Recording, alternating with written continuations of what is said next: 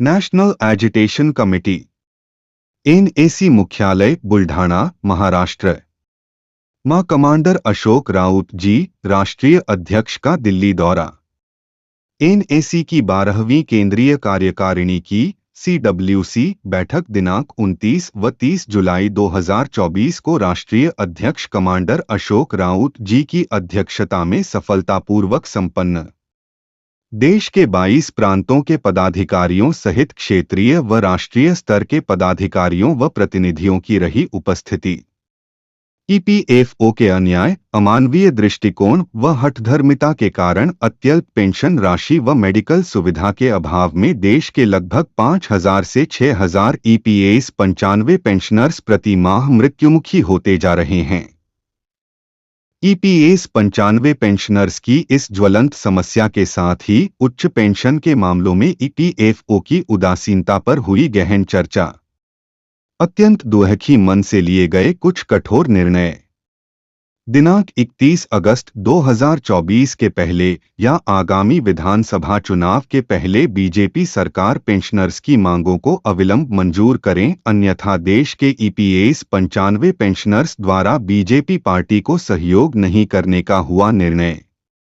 ज्ञातव्य हो कि बीजेपी पार्टी की मांग पर सन 2012 से 2013 में पेंशनर्स के प्रति संवेदनशीलता दर्शाते हुए कोश्यारी समिति का गठन हुआ।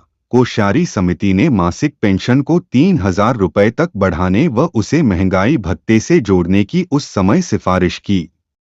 लेकिन पिछले 8 वर्षों से एनएसी के तत्वावधान में ईपीएस 95 पेंशनर्स द्वारा संघर्ष करने के बाद भी केवल अभी तक आश्वासन ही मिलते रहे हैं। बीजेपी पक्ष बटा बीजेपी सरकार से अनुरोध है कि कोश्यारी समिति की सिफारिश अनुसार आज की बढ़ी हुई महंगाई को देखते हुए मिनिमम पेंशन 7,500 रुपये प्लस महंगाई भत्ता, बिना भेदभाव के उच्च पेंशन सुविधा सहित पति पत्नी को मेडिकल सुविधा इत्यादि मांगे अविलंब मंजूर करें, एनएसी की अपील।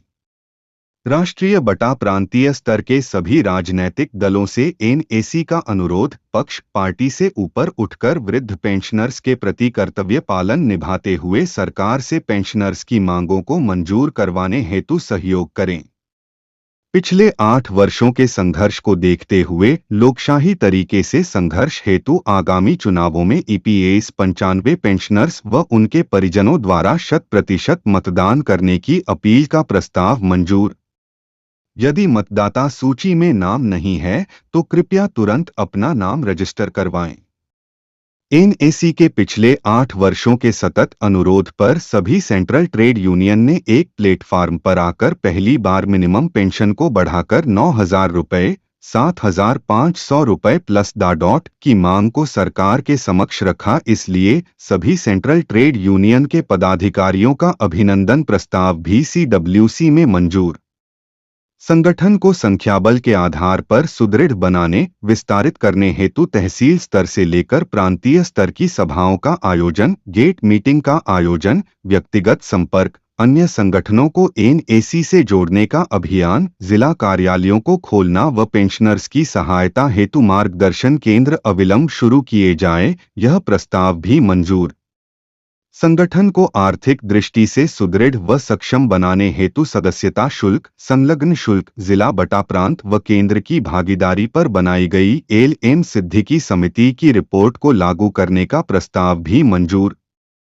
ईपीएफओ की हठधर्मिता, उदासीनता व पेंशनर्स के प्रति अमानवीय दृष्टिकोण को देखते हुए निकट भविष्य में मांगों को न मंजूर करने की स्थिति में देशव्यापी आंदोलन अंतर्गत देश के सभी ईपीएफ कार्यालयों को ताला लगाने के संघर्षात्मक कार्यक्रम का प्रस्ताव भी मंजूर। एनएसी के वर्तमान विस्तारित कार्य को देखते हुए बड़े राज्यों का 2 या 3 भागों में विभाजन का प्रस्ताव भी मंजूर। राष्ट्रीय स्तर के एनएसी पदाधिकारियों को विभिन्न राज्यों के निरीक्षक के रूप में जिम्मेदारी संभालने का प्रस्ताव भी मंजूर।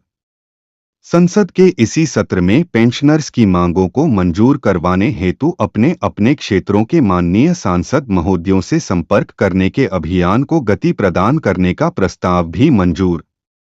केंद्रीय कार्यकारिणी मीटिंग के बिंदुओं की पुष्टि का प्रस्ताव मंजूर।